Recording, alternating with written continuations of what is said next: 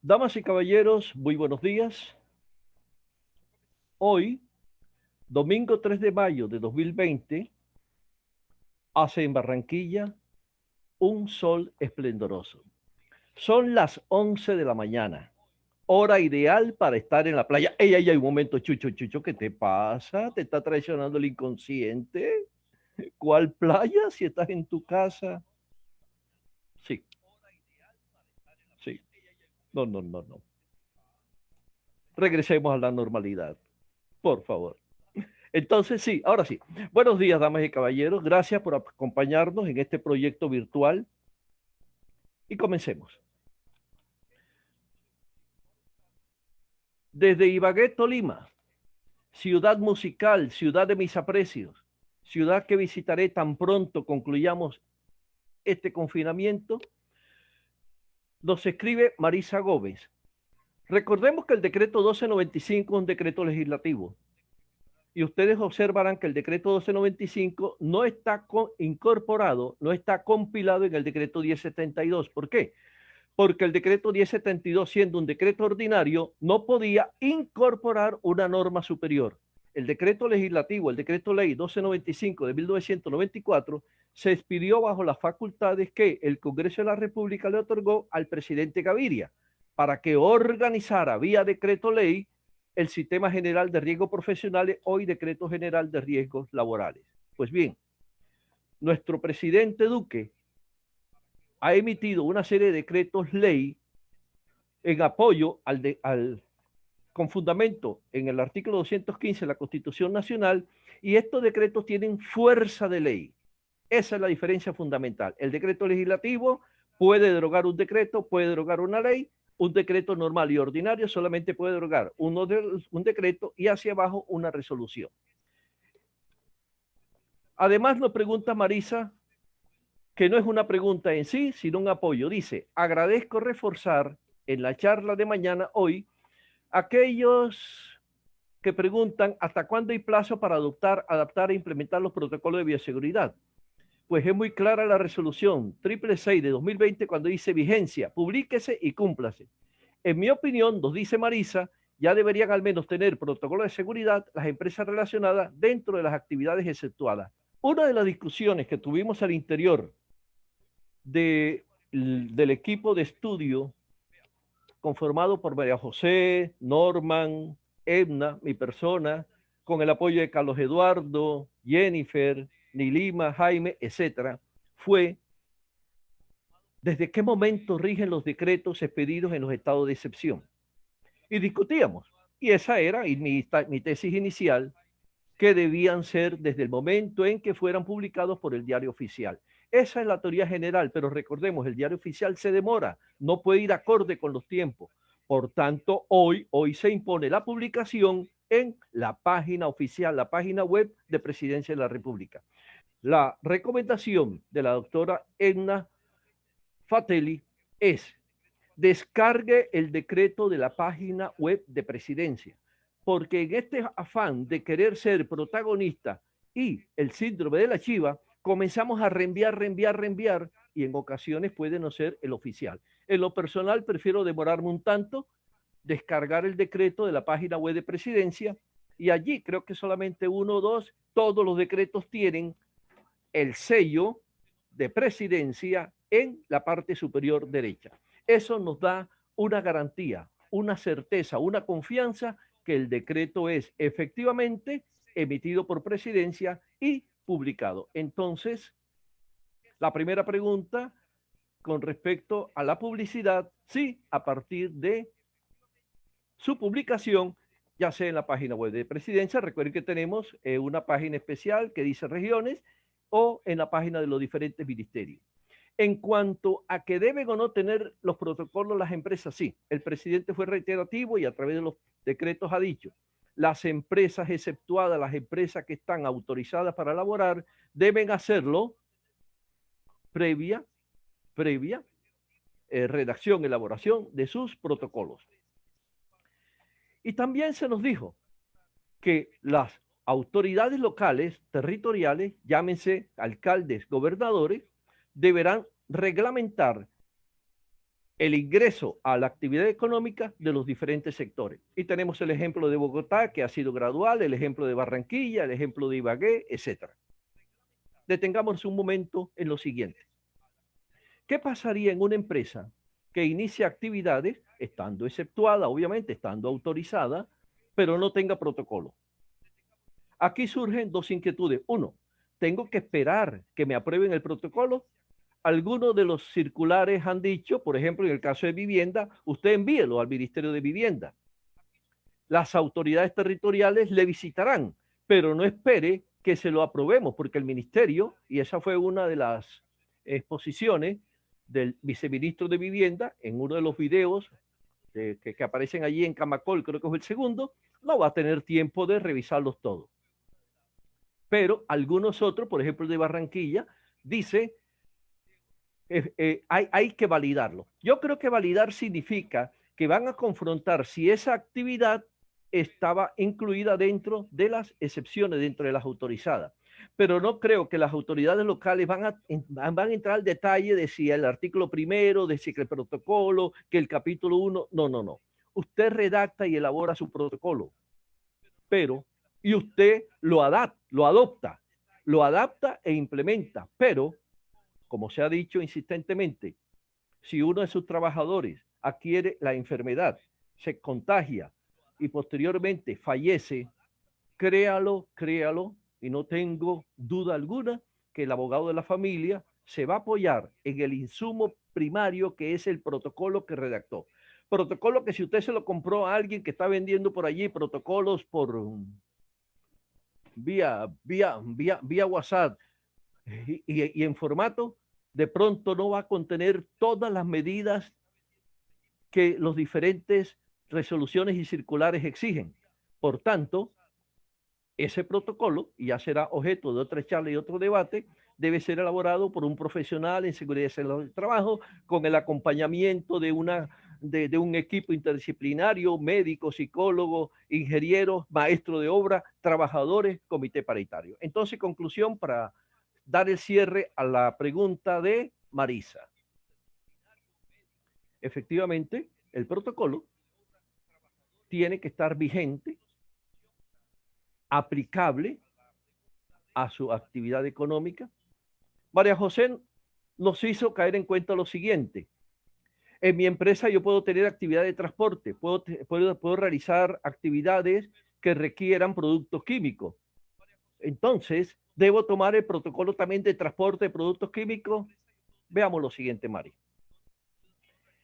Yo considero que el protocolo, tal como nos lo dice ENA acertadamente, debe armonizarse con todos los demás protocolos, con toda la demás guía, con todas las demás resoluciones, con todos los demás decretos, con la circular 017. El protocolo no puede ser un copy-pega. El protocolo es mío, de mi empresa, y eso requiere un estudio en el cual debieron participar todas las personas que se han mencionado.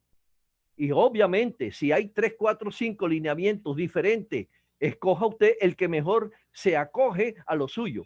Y es mejor pecar por exceso que pecar por defecto. Pasemos a una segunda pregunta que me hicieron desde Popayán. Buenos días, mi nombre es Claudia Ramírez, soy enfermera magíster en seguridad y salud en el trabajo en la ciudad de Popayán. Ha surgido una inquietud relacionada con el sector educativo. Si una institución educativa no cuenta con el servicio de acueducto constante, por lo tanto, estudiantes y docentes se dirigen a su hogar para desayunar y lavar sus manos. Los docentes manifiestan que asumen la responsabilidad por escrito para salir de la institución. ¿Este documento tendría alguna validez? De otra parte, si resultase un accidente en el tiempo de desplazamiento, ¿sería de tipo laboral? ¿Y qué implicaciones tendría esto para el rector? Gracias. Obviamente es un supuesto porque hoy no debe haber niños estudiando. Pero eso también nos lleva a preguntarnos lo siguiente. Nos encontramos en el sector rural, donde las TIC, donde los computadores, donde las tablets, los celulares, las conexiones, internet, posiblemente no funcionen igual como usted y a mí nos están funcionando, que estamos en la comodidad de nuestros hogares, en nuestro hogar. Sin embargo, en la eventualidad que se autorice un mes, 2 meses, un año, qué sé yo, el trabajo, las actividades docentes, obviamente que la pregunta obligada es, ¿tendrán protocolos? Si tenemos protocolos para sector construcción, manufactura, sector salud, ¿dónde están los protocolos para el sector educativo? Y estoy hablando del sector educativo público. Pues lógicamente los alcaldes y gobernadores tienen que trabajar en ello. Pensemos lo siguiente. ¿De quién es el colegio de la común de la vereda XX allá en un departamento limítrofe con Ecuador o con Ecuador, con Venezuela o Brasil? Obviamente, si es un colegio público, el dueño es el municipio, el dueño es el gobernador o la nación.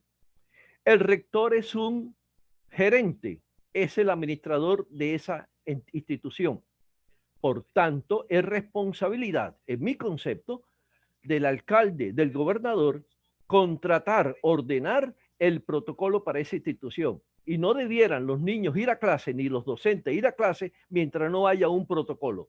Porque ¿cómo vamos a cuidar los trabajadores de la construcción, los trabajadores de salud, los trabajadores de manufactura, y vamos a dejar sin ningún cuidado de medidas higiénicas al futuro de Colombia y a quienes lo forman? Los niños son el futuro de Colombia, entonces mi primera reflexión es, deben establecerse los protocolos. ¿Los hay o no? Ojalá en esta semana ustedes nos escriban, nos indiquen, yo sí sé, yo sé, creo que todavía no los hay. Segundo, que el profesor tenga que ir, obviamente estamos en el hipotético caso de que ya se abrieron, se reactivaron las actividades educativas, a lavarse las manos porque en la escuela no hay agua. Si damos por sentado que hay un protocolo, y lo que conocemos de protocolo es que no solamente se dan las medidas para la actividad durante el día de trabajo, sino también durante el transporte y aún en el hogar. Obvio, supongo que en ese protocolo se ha instituido que debido a que en la institución educativa y en la escuela no se cuenta con el servicio público de acueducto, agua, alcantarillado, etcétera, los profesores podrán ir a sus casas o a los sitios cercanos, vecinos, etcétera, a conseguir el agua para lavarse las manos, traerla, etcétera. Obviamente, esto implica que si el profesor salió de la escuela, debiera salir, ojalá, con un permiso. Organicen allí, aunque sea vía WhatsApp, correo, un permiso. ¿Por qué? Porque es importante que en el evento que ese trabajador, ese profesor tenga un accidente y fallezca, ese permiso demuestre que se encontraba realizando una labor de aseo para sus manos, con el visto bueno de la institución, del profesor que estaba a cargo de la expedición, de la autorización de los permisos o del rector. Porque se pudiera discutir que qué hacía usted en casa. Ahora, sigamos hilando delgado. ¿Lavarse las manos hace parte de mi actividad docente? Pensemos, ¿cuáles son los elementos que utiliza un profesor para dictar clase? Quienes estamos en ciudad, marcadores, libros, borrador. Quienes están en sector rural posiblemente todavía utilicen tiza y pizarra. Pues bien, si a un profesor se le acaba los insumos, obviamente que debe solicitarlo. Y si no lo hay, quizás le digan, profe, vaya a la librería, a la papelería de la esquina y traiga y compre los insumos que le hace falta. Por lógicas razones, si el trabajador haciendo esta diligencia, el profesor haciendo esta diligencia se accidenta, deberíamos entender que es accidente de trabajo. Ahora, ¿qué pasa con el lavado de manos? Si ese trabajador no fuera a lavarse las manos, continuaría durante toda la jornada con el virus allí, en sus manos, en sus guantes, en el borrador. Un niño pasa al tablero, obviamente se entiende que guardando las distancias, y ese profesor, ese rector también estarían incursos en una investigación penal. Entonces concluyo. Para mí, en mi concepto, sería accidente de trabajo. Pero aclaro, es una opinión. porque no soy autoridad ni soy el competente para definir quién, qué o qué es accidente de trabajo. Al igual que ustedes tampoco. Recordemos, decreto 1295 del 94 no dice que toda enfermedad se considera común hasta cuando sea calificada. Y a su vez, el decreto ley 0219 del 2012, si no estoy mal, nos señala, allá en el artículo 554, etcétera, que tanto que el origen de la enfermedad o el accidente lo califica en primera instancia, en primera oportunidad, la EPS-ARL, que si hay impugnación pasamos a las juntas regionales, juntas nacionales, y si posteriormente el trabajador o la persona afectada no está de acuerdo, nos vamos a la vía ordinaria laboral. Por tanto, cada evento se debe investigar de manera muy particular. Bajo estos criterios, puedo señalar que va ganando la idea de que es accidente de trabajo. Pero también recordemos el caso del celador de una escuela que fue a almorzar, a cenar a las 6 de la tarde a su casa, le dieron muerte a unas personas y la corte dijo no es accidente porque él se encontraba tomando alimentos. Pero una cosa es tomar alimentos que no hace parte de la jornada laboral porque los contratos de trabajo específicos, los reglamentos de trabajo específicamente dicen tiempo para tomar alimentos de tal a tal. En cambio, aquí en este momento el profesor se encontraba lavándose las manos, que es una exigencia de la institución educativa y del gobierno nacional para evitar el contagio. Concluyo, en mi opinión, es accidente de trabajo. Implicaciones para el rector, por eso comenté. Señor rector, haga gestión. Háblese con su secretario de Educación. Pida audiencia con su alcalde o gobernador. Déjelo por escrito. Exija los protocolos. Y si usted tiene presupuesto y está facultado para ello, contrátelo. Una segunda pregunta nos la formula el docente Lauro Ablán Tobar, docente de Popayán, quien nos dice: Buen día. Les habla Lauro Ablán Tobar Manzano. Vivo en Popayán, soy tutor del programa Todos Aprender. Así como el gobierno en estos momentos ha estado haciendo unos protocolos para los diversos sectores, como es el de la construcción, el de la manufactura, de poder tener ciertos procedimientos y ciertas metodologías para contrarrestar el problema de la pandemia, se tiene que próximamente, pues las clases deberán de normalizarse para volverse una educación presencial. Surge una gran inquietud. Ante esa nueva situación y pensando que van a haber unos protocolos, ¿cómo hace el Estado, hablando de las instituciones oficiales, cómo hace el Estado para garantizar, por ejemplo, en las zonas rurales, donde no están los servicios públicos, donde es zona de difícil acceso, donde las comunidades trabajan con muy pocos recursos? ¿Cómo hacen para garantizar y qué nivel de responsabilidad tiene el Estado frente a posibles infecciones de los niños o de los docentes, a sabiendas, por ejemplo, de que hay instituciones educativas que no tienen acceso al agua y, por ejemplo, una de las reglas o uno de los protocolos que hay es de lavarse cada 3 horas las manos y mantener una buena higiene? Ante esas circunstancias, ¿cuál es el proceder del rector? ¿Cuál es el proceder del docente? ¿Cuál es el proceder del padre de familia?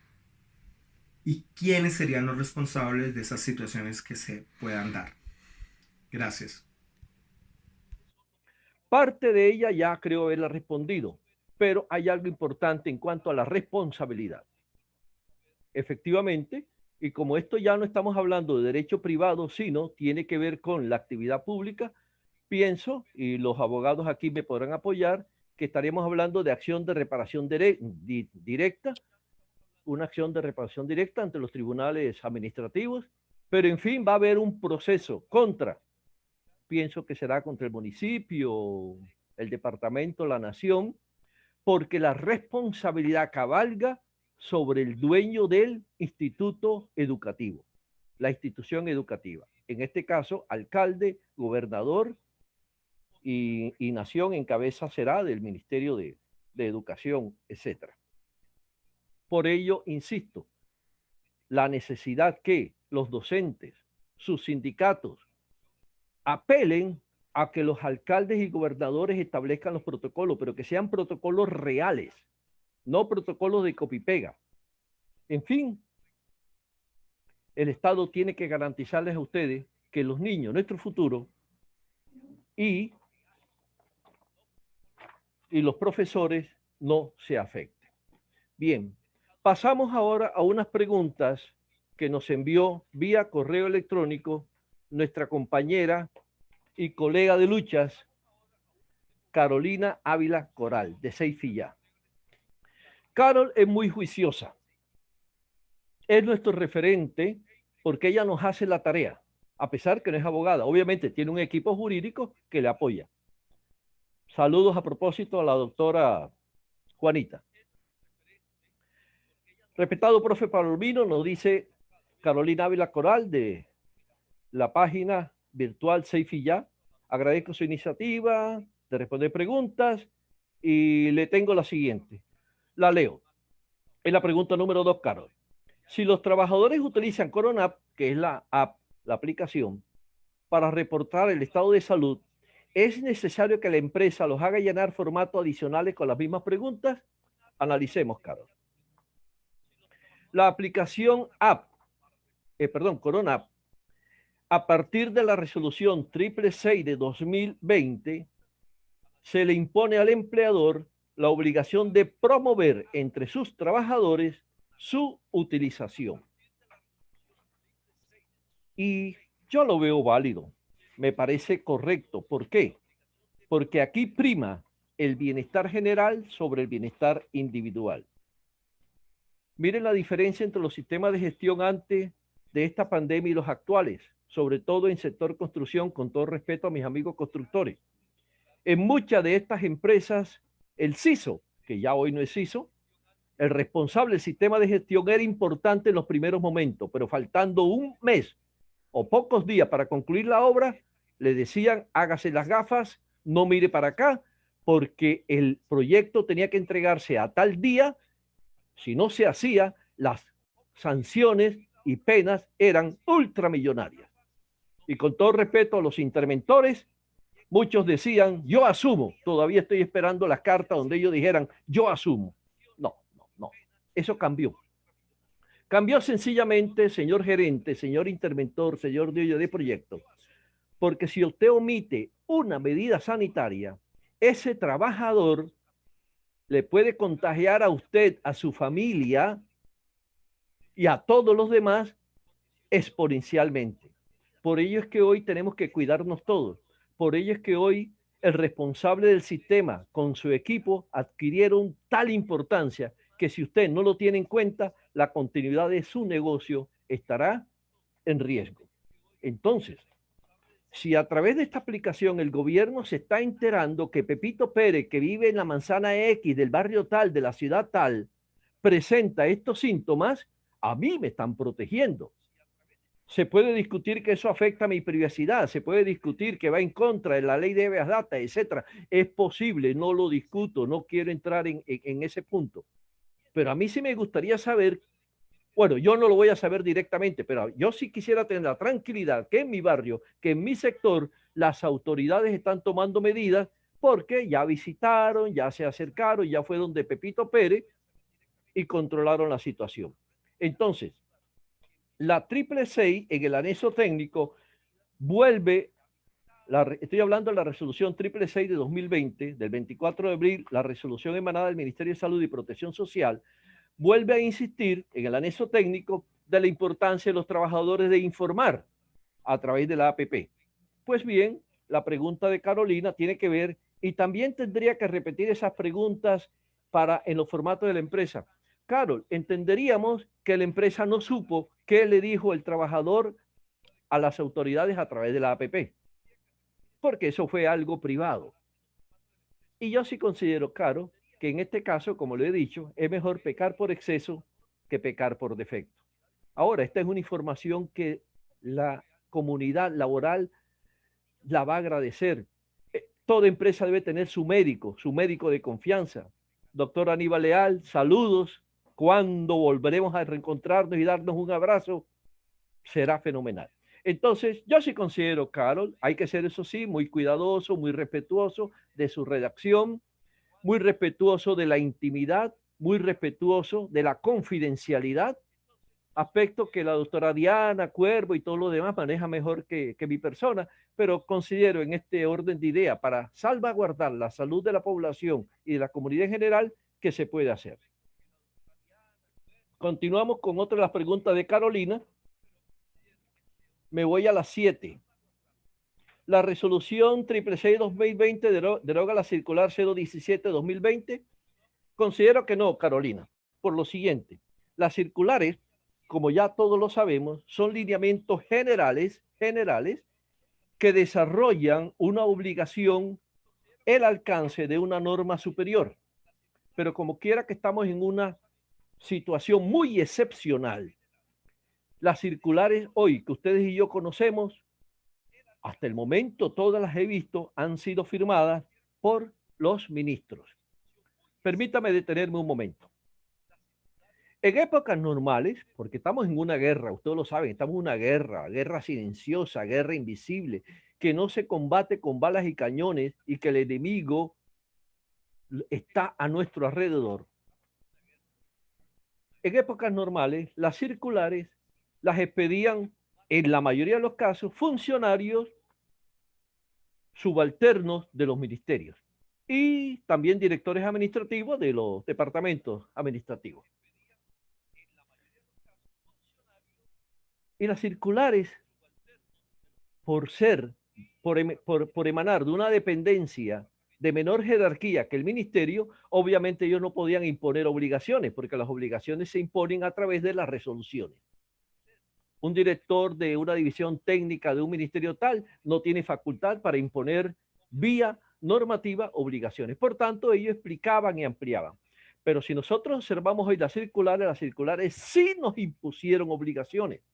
Y razón tiene María José del proyecto Tomando Café con María José cuando nos dijo, la resolución 666 es como un paraguas que abarcó, le dio legalidad a todos los protocolos contenidos o exigidos en las diferentes circulares. En este contexto, quiero hacer una breve clasificación muy rápida de las circulares. Circular sencilla, circular unificada y circular conjunta. Circular sencilla, la que ustedes conocen, que es de un funcionario, que amplía algo, y hay varias circulares de ese que no voy a detenerme ahora. Circular unificada. Recordemos en el año 2004, en la vigencia del ministro Angelino Garzón, Angelino del Trabajo, si no me equivoco, se tomaron todas las circulares que trataban sobre programas de salud ocupacional. En ese momento se reunieron, se compilaron en una y se redactó la circular unificada 2004. Y llegamos a las circulares conjuntas. Estas circulares conjuntas, hasta donde las he conocido, han estado firmadas por 3 ministros. 2 de ellos que las firman casi todas. Ministro de Salud, por tratarse de la salud de las personas, incluidos trabajadores. Ministro del Trabajo, por tratarse de actividades laborales. Y el ministro del área respectiva, ya sea ministro de Transporte, ministro de Vivienda, ministro de Comercio, etcétera. Circulares conjuntas. Pues bien, yo considero, Carol, refiriéndolo a la circular 017, que como establece unos lineamientos generales, mantengámosla y conservámosla. En derecho tenemos un principio que se denomina primacía de la realidad sobre la forma. Aquí lo importante no es tanto si vinieron en 5, 8, 10, 20 circulares. Aquí lo importante es el protocolo que adopte la persona. Y si yo encuentro en una circular que es muy gaseosa, muy light, frente a otra que es más robusta, obviamente ese es el papel de responsable del sistema de gestión en escoger de las 3 la que mayor le aplique. No olvidando que él también debe apoyarse con las guías, no olvidando que también puede apoyarse con normas técnicas aún de carácter internacional, porque si él las acoge como empresa, ya se vuelven obligatorios para él. Creo que la misma respuesta daría para la pregunta número 8, la resolución 666-2020 deroga la circular 015. No he tenido ocasión, Carol, toda vez que tu pregunta me llegó tipo casi 10, 9 y pico 10, de revisarla más en detalle, pero más adelante revisamos. La pregunta número 9, Carolina, dice así. El decreto 583 de 2020, en su artículo 13, elimina los requisitos técnicos para incluir COVID-19 en la tabla de enfermedades. Pregunta Carolina, ¿se entiende modificado el decreto 1477 de 2014 o se debe esperar que el Ministerio del Trabajo expida un decreto que modifique al decreto 1477 de 2014? Presentemos el contexto. La tabla de enfermedades laborales fue expedida en el año 2014 y le correspondió al decreto 1477. Allí aparecen 4 enfermedades laborales directas. Yo cometí el error, porque como esto no lo hablábamos, no lo mencionábamos, en uno de los conversatorios de Cordesel, de señalar que la nueva enfermedad por COVID-19 era un nuevo término, una enfermedad laboral directa que iniciaba, y me hicieron la corrección y obviamente la acaté de que no, es la 5ª enfermedad laboral directa. Pues bien, ¿qué pasa entonces? Este decreto, el 538, es un decreto legislativo, tiene fuerza de ley, por tanto es superior en jerarquía al decreto 1477. La tabla es una tabla, como tal que se dice, es tabla, que se mantiene vigente hasta cuando sea modificada, efectivamente, pero repito, primacía de la realidad sobre la fórmula. En la tabla me han dicho que hay 4 enfermedades laborales directas.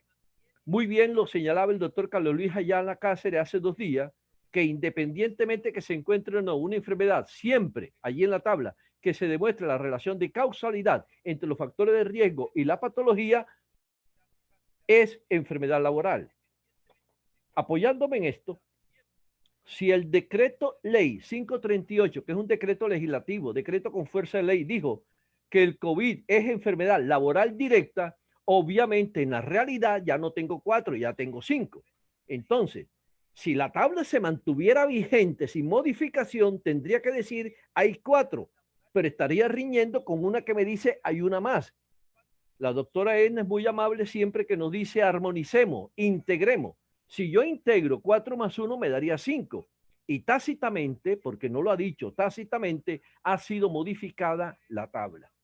Ahora, como la tabla tiene que esperar unos estudios, tiene que esperar unos tiempos, y los tiempos de coronavirus no dan espera, por eso el gobierno dijo, se elimina el requisito de los estudios. Por tanto, automáticamente pasamos de 4 a 5. Es mi concepto, Caro, que hay una modificación tácita de el decreto 1477 de 2014. De todos modos, el gobierno se la jugó, como lo dijo en alguna vez, creo que fue Norman y el compañero abogado Luis Lauri. El gobierno se la jugó. Y como tenemos la presunción legal, hoy es una enfermedad laboral directa. La pregunta número 10 dice, si un trabajador que no es de la salud contrae COVID-19 y se puede probar el nexo causal con el trabajo, se reporta como enfermedad laboral o como accidente de trabajo. Interesante pregunta, Carolina, por lo siguiente. Pensemos en un trabajador de la construcción, de una farmacia, de una tienda, un domiciliario. Se reporta y se puede probar el nexo causal con el trabajo. Se reporta como enfermedad laboral o como accidente de trabajo. Aquí diríamos lo siguiente, Carol. Tenemos que ubicarnos en el espacio temporal. Recordemos que la enfermedad, a diferencia del accidente, es gradual. Y todos sabemos que una persona podrá decir, tengo el COVID, no desde el día 1, porque él no supo cuando atendió a ese domiciliario si allí se contagió. Por eso es que hoy están saliendo las tantas enfermedades de las personas que hace 15 días hicieron baile, pelearon, se montaron en los buses, jugaron, creyendo que esto era unas vacaciones. Y esperemos dentro de 14, 13, 12, 11, 10 días más los que estén saliendo, porque los señoritos, mire, aquí en Barranquilla no, en Santa Marta hay toque de queda, en Soledad hay toque de queda, una población cercana. Creo que en Cartagena también la hay. Pues muy bien. Yo diría lo siguiente. ¿Cuándo vamos a tener certeza que ese trabajador tiene COVID?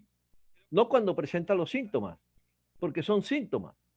Entonces todavía no puedo reportarlo. Obviamente el sistema de salud ya lo ha tenido, ya lo va siguiendo.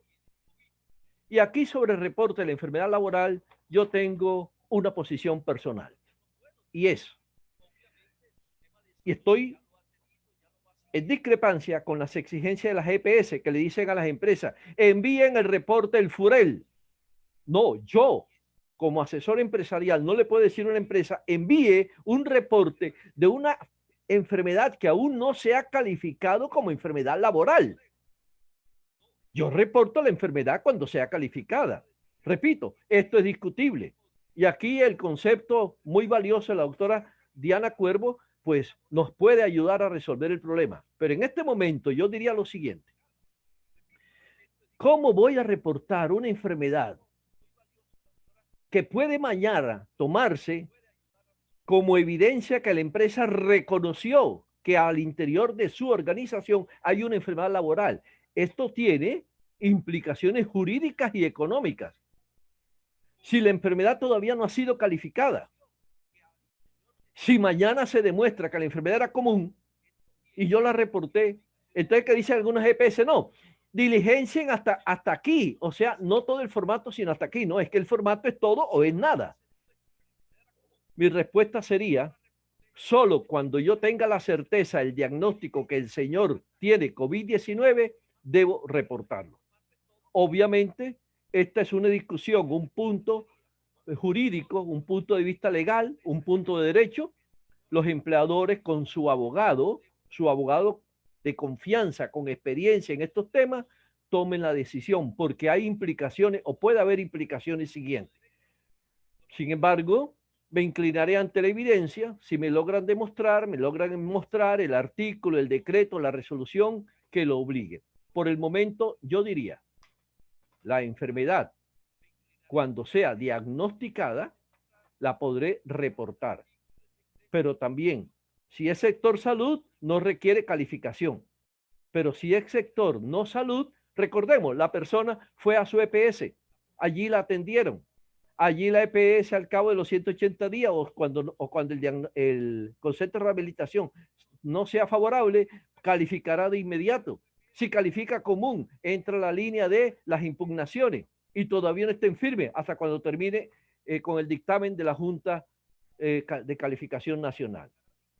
Conclusión, Carolina, yo no lo reportaría, esperaría su calificación, pero sí hago la gestión, obviamente, de dar el informe al servicio de salud y a toda la gente que debe informar, pero reportarla como enfermedad laboral, bueno. La segunda parte de la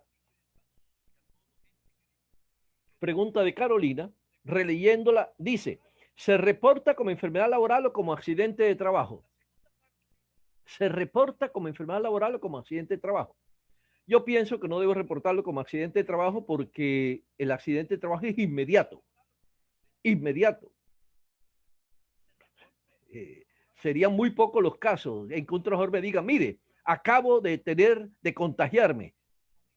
Se reporta de inmediato. ¿Por qué? Porque el señor que está, no, se reporta de inmediato, el accidente es inmediato. Entonces, por ahora,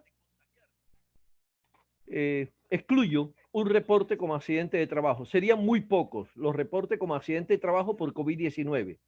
Sector no salud.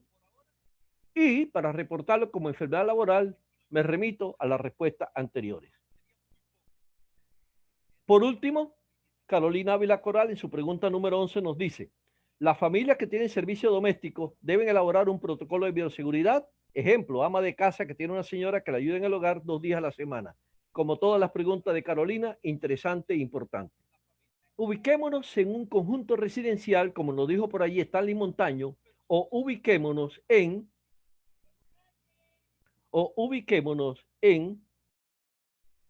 mi casa. Los conjuntos residenciales y señores presidentes, administradores del consejo de administración, presidente del consejo y administradores del conjunto, tengan su protocolo. Y las demás familias, obviamente, allí nos acogemos a ese protocolo. Pero independientemente del documento, porque el protocolo, ¿qué es como el sistema de gestión?